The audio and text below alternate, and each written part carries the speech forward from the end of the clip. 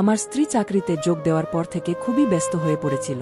আমাদের মধ্যে যে ঘনিষ্ঠতা ছিল তা ক্রমশ কমতে লাগল।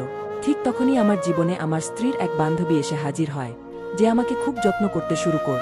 একদিন আমি আমার স্ত্রীর কাছে ঘনিষ্ঠ হতে চাইলাম, কিন্তু সে আমাকে দূরে সরিয়ে দিল। তখন আমি আমার স্ত্রীর বান্ধবীর কাছে চলে গেলাম, কারণ আমার মধ্যে পুরুষত্বের জোয়ার ততক্ষণে খুব প্রবল হয়ে উঠেছিল। এরপর রাতে আমি সেই বান্ধবীর সাথে সময় কাটালাম। হ্যালো বন্ধুরা, আজকের গল্পে আপনাদের স্বাগত জানাই। এই গল্পে আমি এক পুরুষ চরিত্রের ভূমিকায় আছি। আমার নাম সুশান্ত এবং আমি বিবাহিত। আমার স্ত্রী কিছুদিন হলো চাকরিতে যোগ দিয়েছে, আর এরপর থেকেই তার আচরণ সম্পূর্ণ বদলে গেছে। সে আমার সাথে খুব কম কথা বলত, অফিস থেকে ফিরে সবসময় ক্লান্ত থাক। সে এতটাই ব্যস্ত হয়ে পড়েছিল যে আমার প্রতি তার দায়িত্বটুকুও ভুলে যেতে শুরু কর। ধীরে ধীরে আমার মন খারাপ হতে শুরু কর। তখনই আমার স্ত্রীর বন্ধু আমাদের জীবনে আসে। একদিন সে আমাদের বাড়ি আসে এবং প্রথম থেকেই তাকে দেখে আমি মুগ্ধ হয়ে যাই। তারপর থেকে কখনো কখনো সে কাজের জন্য আমাদের বাড়িতে আস। মাসটা দেখতে দেখতে কেটে গেল। সেই দিন আমার স্ত্রী তার চাকরির 1 মাস পূর্ণ করল এবং বন্ধুবান্ধবদের নিয়ে একটি পার্টি দিল। সে আমাকে কিছুই জানায়নি, বরং তার বন্ধুর মুখেই আমি এই খবর পাই। আমি অবাক হয়ে পার্টিতে উপস্থিত হই। সেখানে আমাকে দেখে আমার স্ত্রী হতভম্ব হয়ে যায়। পার্টিতে তার অনেক বন্ধু উপস্থিত ছিল, কিন্তু সে কাউকেই আমার সাথে পরিচয় করিয়ে দিল না। এরপরও আমি কিছু মনে করিনি, কারণ আমি জানি যে সে খুবই ব্যস্ত। পার্টির সময় আমি লক্ষ্য করলাম তার বস তাকে আমার সামনেই জড়িয়ে ধরল। আমি সাধারণত খোলামেলা মানসিকতার মানুষ, তাই এই বিষয়ে আমি বেশি মনোযোগ দিলাম না। রাতের দিকে বাড়ি ফিরে আমি কিছুক্ষণ বাইরে ছিলাম। ফিরে এসে দেখি আমার স্ত্রী বিছানায় শুয়ে ফোন দেখছে। আমি তাকে বললাম, আজকের পার্টির ছবি আমাকে দেখাও, কিন্তু সে ফোন লক করে শুয়ে পড়ল। 4 দিন পরে তার জন্মদিন ছিল। আমি তাকে একগুচ্ছ ফুল দিয়ে শুভেচ্ছা জানালাম। পরের দিন আমি তার জন্য একটি বিশেষ পরিকল্পনা করেছিলাম এবং সেই কাজে সাহায্যের জন্য তার বন্ধুকে বাড়িতে ডেকে নিলাম। রাতে আমার স্ত্রী বাড়ি ফিরল। আমি তাকে বললাম, শোবার ঘরে আমি একটি সুন্দর পোশাক রেখেছি, সেটা পরে এসো, আমরা কেক কাট। কিন্তু সে বলল, দিনভর অনেকবার কেক কাটলাম, এখন আর কেক কাটতে ইচ্ছা করছে না। তারপর সে ঘুমিয়ে পড়ল। আমি খুবই হতাশ হয়ে ঘর থেকে বের হয়ে এলাম। আমার মুখের ভাব দেখে তার বন্ধু বুঝতে পারল যে কিছু একটা হয়েছে। সে বলল, সুশান্ত, মন খারাপ করো না, আজ আমরা আমাদের বন্ধুত্ব উদযাপন করব। তারপর সে কেক কাটতে নিয়ে গেল। আমি তখনও কিছু বুঝতে পারিনি। কেক কাটার সময় সে আমার সাথে একটু মজা করছিল, আর আমি মনের ভুলে তার কাছে গিয়ে তাকে একটু বেশি কাছাকাছি টেনে নিলাম। রাত অনেক হয়ে যাওয়ায় আমি তাকে তার বাড়ি পৌঁছে দিতে গেলাম। সে বলল, সুশান্ত, আমি মনে করি না যে তোমার স্ত্রী তোমার জন্য সঠিক। তুমি কেন তার পিছনে সময় নষ্ট করছো? আমি তার কথায় কোনো প্রতিক্রিয়া দিলাম না, বরং বাড়ি ফিরে গেলাম। বাড়িতে ফিরে দেখি আমার স্ত্রী পানি খেতে উঠেছে। আমি তার পিছনে পিছনে গেলাম এবং তার জন্মদিনের উপহার দিলাম। আমি তার জন্য একটি সোনার লকেট এবং চেইন কিনেছিলাম। আমি নিজে তার গলায় সেটা পরিয়ে দিলাম, কিন্তু সে আমাকে নিজ থেকে দূরে সরিয়ে দিল। সে বলল, আমি খুব ক্লান্ত, পরে কখনো সময় দেব। আমার হতাশা বাড়তে লাগল, কারণ সে আমাকে আমার অধিকার দিচ্ছিল না।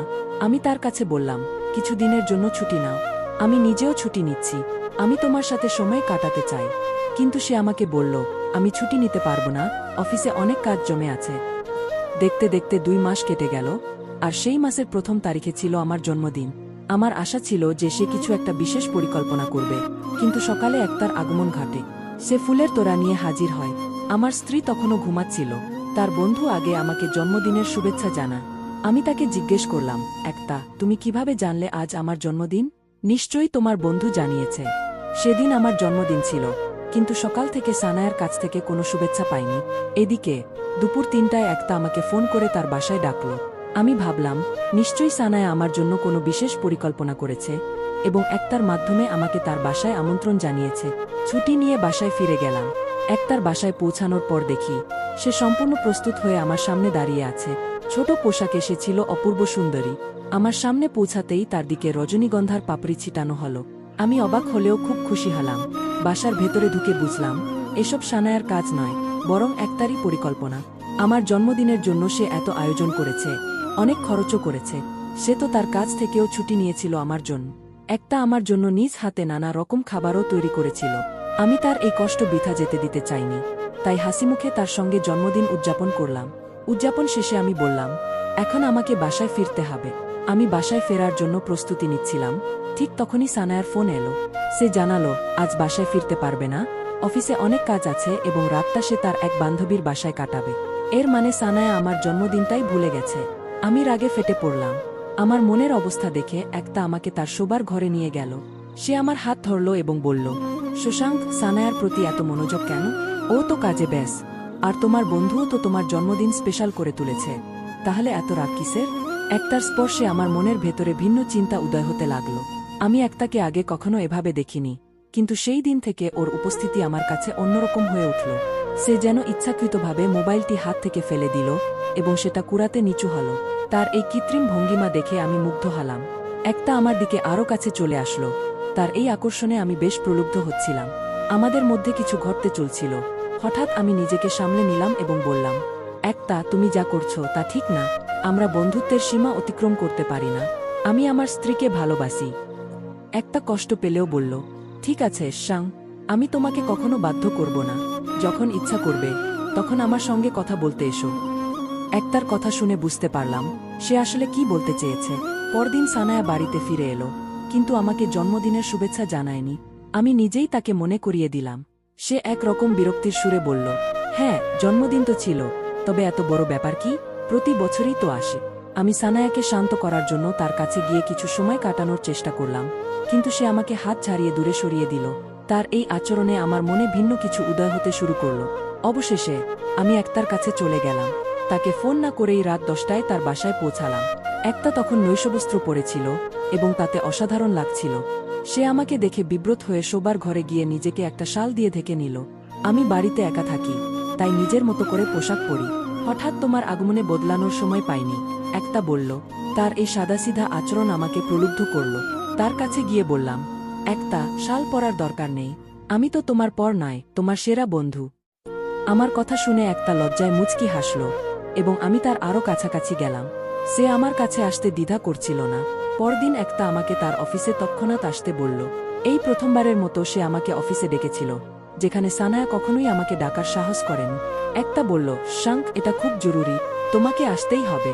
কিন্তু এটা আমার জন্য নয়, সানায়ার জন্য। আমি ভয় পেয়ে দ্রুত সানায়ার অফিসে পৌঁছলাম। সেখানে গিয়ে যা দেখলাম তাতে আমি হতবাক হয়ে গেলাম। সানায়ার অফিসের সম্মেলন কক্ষে সে তার কিছু সহকর্মীর সামনে আমার সম্পর্কে হাস্যকর কথাবার্তা বলছিল। সানায়া বলছিল, আমার স্বামী আমার পায়ের জুতা মাত, তার আমার সামনে কোনো মূল্য নেই কারণ সে আমার চেয়ে কম আয় করে। আমি তখন চুপ থাকতে পারলাম না। বললাম, সানায়া, আমাদের বিয়ের সময় তুমি 10ম শ্রেণীও পাশ করনি। আমার 30,000 টাকার স্যালারি থেকেই তোমার মাস্টার্স ডিগ্রির খরচ বহন করেছি। এভাবেই তুমি আজকের এই চাকরিতে পৌঁছেছ। তুমি আমাকে এতটা ছোট করে দেখো, আর সেই জন্যই হয়তো তোমার আমার কাছ থেকে দূরে থাকার এই আচরণ। ঠিক আছে, আজ থেকে তুমি আমার কাছে মুক্ত। তোমার আমার মতো একজনের সাথে থাকবার কোনো প্রয়োজন নেই। আজ আমি তোমাকে আমাদের সম্পর্ক থেকে মুক্তি দিচ্ছি। কিছুদিন ধরে আমি তোমাকে একটা সুখবর দিতে চেয়েছিলাম, কিন্তু এখন মনে হয় না যে তা বলা উচিত। সানায়ার বিস্মিত মুখের দিকে তাকিয়ে বললাম, শুনে রাখো, 1 মাস আগে আমার পদোন্নতি হয়েছে, কিন্তু আজ থেকে সেটা আমার জীবনের কোনো গুরুত্ব আর নেই। আমার পদোন্নতি নিয়ে জানার পর সানায়া একেবারে স্তম্ভিত হয়ে গেল।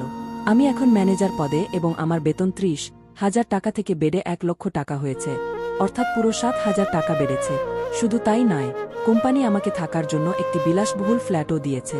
কিন্তু দুর্ভাগ্যবশ সানায়া, এই সব কিছুর অধিকারিণী তুমি নও। এখন থেকে একটা সবকিছুর মালিক হবে। এই খবর শুনে সানায়া আমার পায়ের কাছে পড়ে গিয়ে ক্ষমা চাইতে লাগল। সে বলল, সুশান্ত, আমি তোমার স্ত্রী, তাই তোমার সমস্ত অধিকার আমার উপরই থাকবে। একটা আমাদের মাঝে আসতে পারে না। সানায়া বরাবরই টাকার পিছনে ছুটেছে, কিন্তু একটা ছিল মানুষের মূল্য বোঝার পক্ষে। আমি তখন সানায়াকে বলেছিলাম, তুমি তোমার কাজ এবং টাকার মাঝে ডুবে থাক। একটা তার ভালোবাসার প্রস্তাব আমাকে আগেই দিয়েছিল। একটা সানায়ার আসল রূপ আগেই দেখে ফেলেছিল, তাই সবসময় আমাকে সানায়ার থেকে দূরে থাকতে বল। সানায়ার মতো কিছু মহিলারা যখন টাকা কামাতে শুরু করে, তখন তাদের স্বামীকে অবহেলা করতে শুরু করে। এমন মহিলাদের সময়মতো সঠিক শিক্ষা দেওয়া উচিত। কিছুদিনের মধ্যেই আমি সানায়াকে তালাক দিলাম এবং একটাকে বিয়ে করলাম। বিয়ের পর একটা তার চাকরি ছেড়ে দিল। তার মতে, আমার স্বামী আমার কাছে সবথেকে প্রিয়। যদি আমি তাকে পর্যাপ্ত সময় না দিতে পারি, তবে চাকরি বা টাকা আমার কোনো কাজে আসবে না। একটা ছিল সত্যিকারের ভালোবাসার উদাহরণ। আমি যতটা ভালোবাসা আশা করেছিলাম, তার চেয়ে অনেক বেশি ভালোবাসা এবং সম্মান একটার কাছ থেকে পেয়েছি। তাই বন্ধুদের বলবো, কোনো নারী যেন তার স্বামীর সম্মানকে টাকার সাথে তুলনা না করে। একবার যদি কোনো পুরুষের আত্মসম্মান ভেঙে যায়, তবে সে আর কোনোভাবেই কোমল থাকতে পারে না। তোমাদের যদি ভিডিওটি ভালো লেগে থাকে, তবে চ্যানেলটি সাবস্ক্রাইব করতে ভুলবেন না।